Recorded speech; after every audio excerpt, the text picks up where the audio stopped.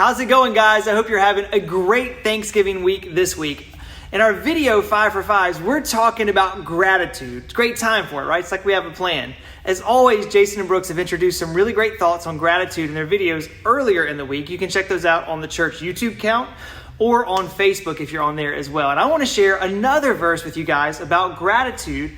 And this verse was actually the theme verse for my Bible reading plan today as I was filming this on Tuesday. Me and a few of the other guys from student ministry are actually working through a study called The Grumbler's Guide to Giving Thanks. It's actually a week-long study. It's a reading plan. And we thought it would be great to work through this study the week of Thanksgiving. It's been really good so far. I want to just encourage you guys, if you get a chance to check it out, I'll actually put a link to the study in the comments of this video. But today's study looked at a miracle that Jesus performed as he was traveling to Jerusalem. And as he was entered this village along the way, 10 lepers ran out to meet him. You've probably heard this story.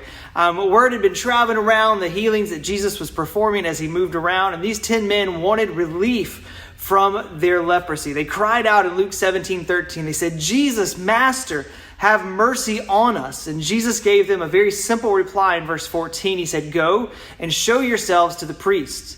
Now, Scripture tells us as they went, they were cleansed of this awful disease. But here is where it gets really, really good. In verse 15, we watch one of the lepers turn back after seeing he was healed, and he started praising God with a loud voice. He approached Jesus now that he was clean, and he fell on his face, thanking him.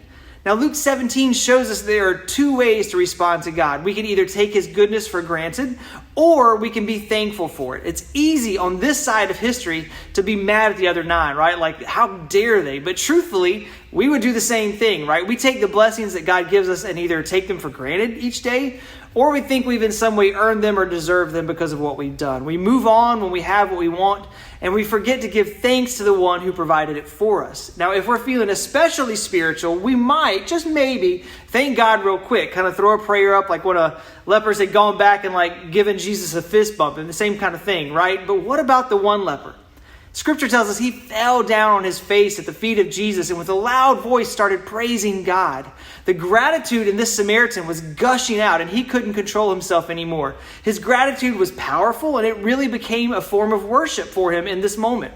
Would you characterize your gratitude as worship or more of a fist bump when you get what you think you need? I think we can all agree that we want more thankfulness overflowing into worship in our own lives, right? So we need to make the effort each and every day to be thankful in a bold way for the big and the small things that God provides for us. My challenge for you guys, because I always want to give you some kind of challenge, this day before Thanksgiving is to write down in a note on your phone or a post-it note on your table if you're old school like that, 5 things that you're thankful for today, November 23rd, and then out loud in prayer, thank God for them. Now, you don't have to be loud or obnoxious or laying down on your face in the living room, but guys, an audible thank you to our Creator and Sustainer will start our worship for all the good things that he gives us in this life. Guys, have a great day with family. Be safe out there.